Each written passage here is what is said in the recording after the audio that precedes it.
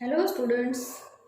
Previously we have studied the topic sources of history and archaeological sources. Today we will study the topic buildings and monuments. So let's start. See page number 7 here. Previously we have studied sources of history, archaeological sources, okay? And today we will start building and the monuments topic.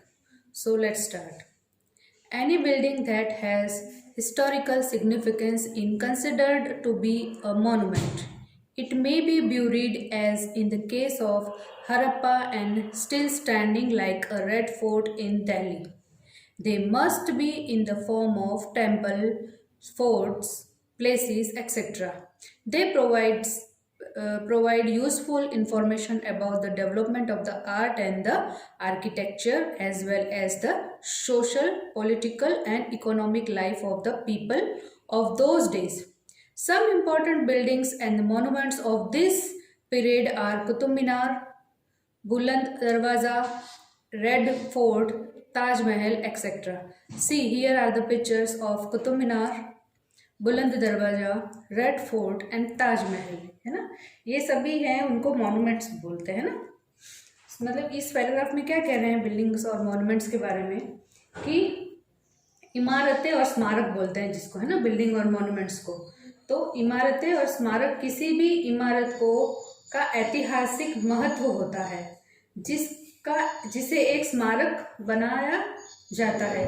यह हड़प्पा के मामले में दफन हो सकता है और अभी भी दिल्ली में लाल किले की तरह खड़ा है। वे मंदिर, किलों, महलों आदि के रूप में हो सकता है।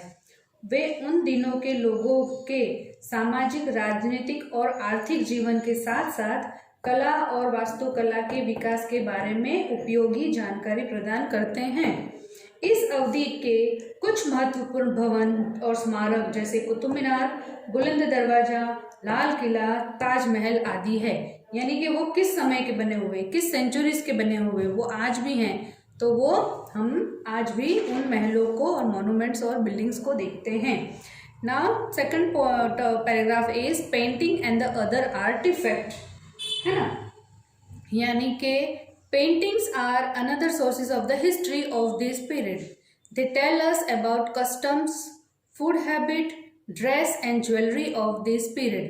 We find various schools of painting that flourished during this period. Other artifacts include sculptures, pottery, ornaments, etc. that also give valuable information of this period. यानी कि इस पेंटिंग से भी हमको इंफॉर्मेशन मिलती है पहले की, है ना। और बिल्डिंग और मॉन्यूमेंट से भी हमको इन्फॉर्मेशन मिलती है पहले की कि उस जमाने में, उस सदी में, उस सेंचुरी में कैसे कैसे क्या क्या होते थे मॉन्यूमेंट्स और बिल्डिंग्स जो आज भी हैं। मीन्स पेंटिंग और अन्य कला प्रभाव पेंटिंग इस टाइम के ऐतिहासिक का एक अन्य स्रोत है, सोर्स है। यानी कि वे हमें इस टाइम के रीति रिवाज, भोजन की आदतों, पहनावे और गहनों के बारे में बताते हैं। हम इस टाइम के दौरान फूले फले चित्र कला के विभिन्न स्कूल पाते हैं। अन्य कला प्रभाव में मूर्तियां, मिट्टी के बर्तन, आभूषण आदि शामिल थे जो इस टाइम पीरियड की बहुमूल्य जानकारी भी देते हैं। समझ में आया आपको? जैसे जितनी भी पुरानी चीजें हैं उनसे हमें ये पता चलता है कि पहले के ज़माने में कौन सी चीज़ कैसी थी, जो आज भी कहीं कुछ चीज़ें मौजूद है। सेकंड टॉपिक है उसी का, पेंटिंग और एंड अदर आर्टिफैक्ट का एक पॉइंट है कॉइन्स। कॉइन्स यानी सिक्के, आपको पता है। The study of the coin is known as the numismatic.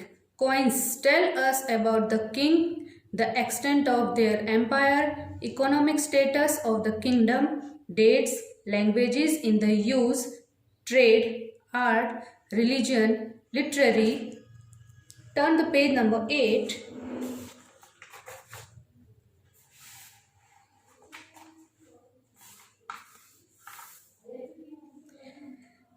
Skills of particular time. समझ में आया आपको? यानी यहाँ पे क्या कह रहे हैं कि सिक्के के अध्ययन के बारे में बताया है ना। सिक्कों के अध्ययन को क्या कहते हैं? न्यूमिटमास्टिक के रूप में जाना जाता है। सिक्के हमें राजा, उनके साम्राज्यों की सीमा, कला, धर्म और साहित्य, राज्य की स्थिति, व्यापार आदि के बारे में बताते हैं, है ना। फिर है यहाँ पे द्रव्य प्रशिक्षात। A coin was written during the reign of Alauddin Khilji. It list the coins minted during his reign. यानी कि एक विशेष स्मारक के एक विशेष समय के से कौशल थे। द्रविड़ परीक्षा, है ना, ये क्या लिखा है? द्रविड़ नहीं, सॉरी, द्रव्य परीक्षा एक विशेष रूप से थी। एक सिक्के पर लिखा गया था जो कि, मतलब द्रव्य परीक्षा एक सिक्के पर लिखा गया था जो कि अलाउद्दीन खिलजी के शासनकाल में लिखा गया था। यह उनके शासनकाल के दौरान लगाए गए सिक्कों पर सूची के मतलब सूची बताता है उस ड्यूरिंग। जैसे कि ये देखो कॉइन्स लिखा हुआ है यहाँ पे, उनकी मुगल की लैंग्वेज में लिखा हुआ है। यहाँ पे क्या लिखा हुआ है?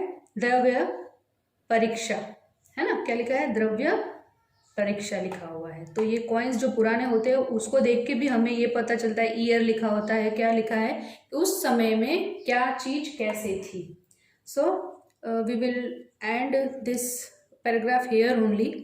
We will meet you in the next video with the next topic: inscriptions, music, literacy sources, religious literature, and etc.